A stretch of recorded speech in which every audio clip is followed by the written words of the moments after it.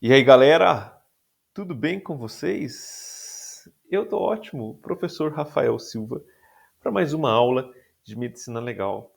E hoje eu posso te dizer uma coisa.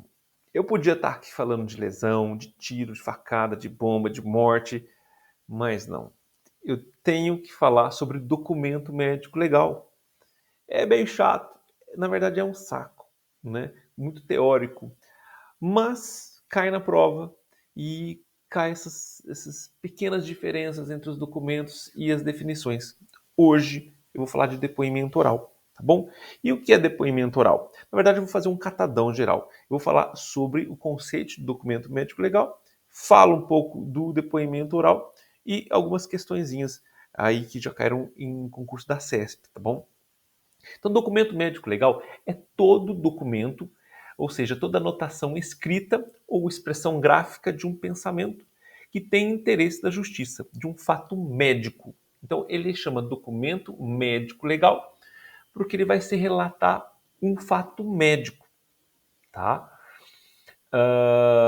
Muita gente pergunta assim, mas documento médico legal é aquele somente redigido por médicos legistas? Não.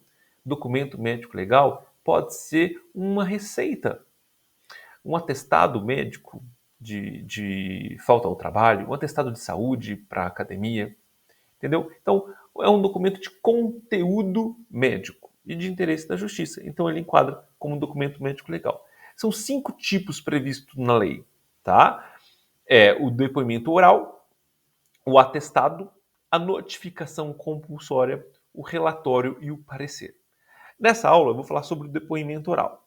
O depoimento oral, ele é um esclarecimento feito pelo perito, tá, de maneira oral, sobre alguns pontos duvidosos ou algum questionamento da defesa ou da acusação ou até do juiz, tá? Podendo ser até do delegado, qualquer autoridade que tenha alguma dúvida, um questionamento referente a um fato que você fez, um médico de um atendimento médico, de um perito, de um laudo que ele fez, tá? Então é uma declaração tomada ou não a termo numa audiência, tá? Sobre os fatos obscuros ou até conflitantes. É isso aí. Então, o depoimento oral seria nada mais do que um esclarecimento de maneira oral, onde um escrivão, tá, digita, você confere e assina, tá bom? Para elucidar melhor isso, tem algumas questõezinhas aqui, de certo e errado da CESP, tá bom? Depoimento oral, primeira pergunta, é considerado um documento médico legal? Sim, é. E é confeccionado quando um perito é chamado a prestar esclarecimentos sobre o laudo? Pode ser. Seja explicando a terminologia técnica ou respondendo objetivamente às perguntas formuladas. Sim, está correto. Essa afirmativa está correta. Outra pergunta. O depoimento oral do perito perante o juiz não é considerado um documento médico legal? O depoimento oral perante o juiz é considerado um documento médico legal. Logo, essa afirmativa está errada. Só para finalizar, tomem muito cuidado com uma pegadinha, tá? E eu vou falar na aula de relatório, mas já adianto aqui também. Depoimento oral, então, é uma declaração tomada oralmente, certo? No relatório, nós temos o relatório médico legal, que pode ser classificado em auto ou laudo.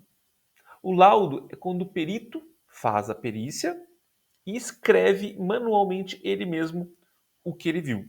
Isso chama laudo. Ele é chamado de auto quando ele dita para alguém, para algum auxiliar, e ele está fazendo a perícia, porque está sujando a mão de sangue, está sujando a mão na perícia, está tendo que fazer a perícia. Então ele vai ditando para alguém. Essa pessoa escreve e depois ele confere e assina. Isso chama auto. Qual é a diferença do auto e do depoimento oral? O auto tem uma estrutura lógica, composta por preâmbulo, quesitos, histórico, descrição, discussão, conclusão, resposta aos quesitos.